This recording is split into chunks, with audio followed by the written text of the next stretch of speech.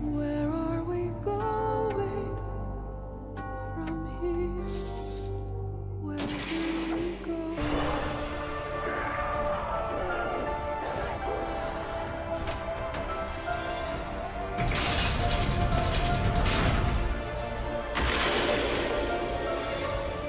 Where are we going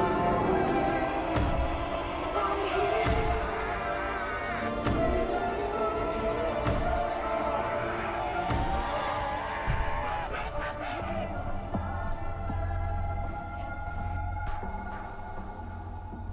It was a challenge to try and capture something as iconic as Alcatraz. You know about this. This is arguably the most famous prison in the world, and now you're in it. Just the space, the physicality of it, because it's quite claustrophobic. When modern-day prisons are designed, they really consider not intimidating people or making the spaces, as least stressful as possible. Well, Alcatraz didn't suffer from those restrictions. They did the research, they went out, studied Alcatraz, not just from books or internet. They were actually there to feel the environment, so it really sets a mood that gets you a little spooked. Well, we kind of started with the base layout of Alcatraz. The entire island we ended up roughing out in kind of a white box form, and then figuring out what play spaces we wanted to use out of that, what would be the most interesting areas to play in, and the connections between spaces, and spaces that the public doesn't necessarily get to go into. We really did a lot of pushing to really enhance that psychological horror aspect that we're really looking for. And this is a really good opportunity to really tell something special. Like I got stuck right through the gates of hell!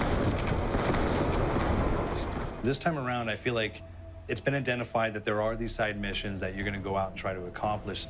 Al and the rest of the groups put together this escape plan, but the point is to get the parts and assemble this plane so they can get off the island.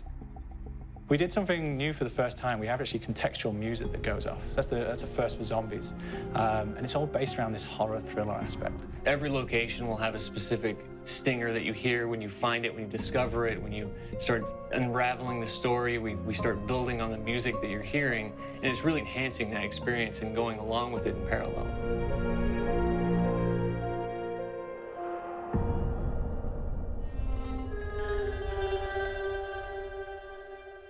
Because we wanted to embrace this kind of horror thriller element, we wanted character actors, guys who could really embody someone and then convey emotion. So that's why we went for guys like Ray Liotta, getting in that kind of guy, we wanted a frantic nature. So he plays a character called Billy Handsome, who's this kind of psychopath who would be employed by the mob to kill people in interesting ways.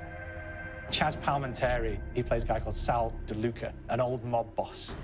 Michael Madsen playing Finn O'Leary. He's kind of worked himself from the floor, from the streets. He's got his hands dirty and the blood and the guts a couple of times. And then we had Joe Pantoliano, and he plays Arthur Arlington, who's nicknamed the Weasel. Those guys, they bring a quality and a subtlety and timing that you can't really identify or try to recreate. Bring it on! Dirtbags!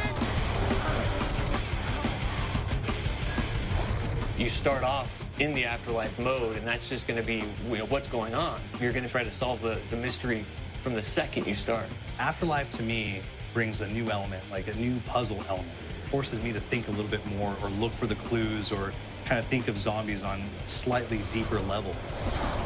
You see clues throughout the map that tell you, ooh, perhaps if I'm in the afterlife, I can interact with this object, or there's some puzzle going on here that I need to be in the afterlife. Back east, I whacked a dirty dentist with one of these. Took forever, too. Alcatraz has a Civil War kind of fort background before it turned into a penitentiary. And so we had this kind of backstory, the idea that the warden would have collected Civil War weaponry. And one of them is a blundergat. It's a fictional weapon, but the idea of the combination between a blunderbuss and a Gatling gun. And possibly, there might be a way of upgrading it to a more fantastical weapon that the players may find. We all gotta go sometime. You just went now. There's one main zombie, one big zombie that's going to come through and wreak havoc on your life. He'll lock down the perk machine, he'll close down the box, so you have to pay to get that open again, so you don't want him to interfere with your process. Now's a good time to pick a fight. Why you hurt me? It's a fun challenge. It keeps things moving forward. In terms of perks, we have a new perk called Electric Cherry.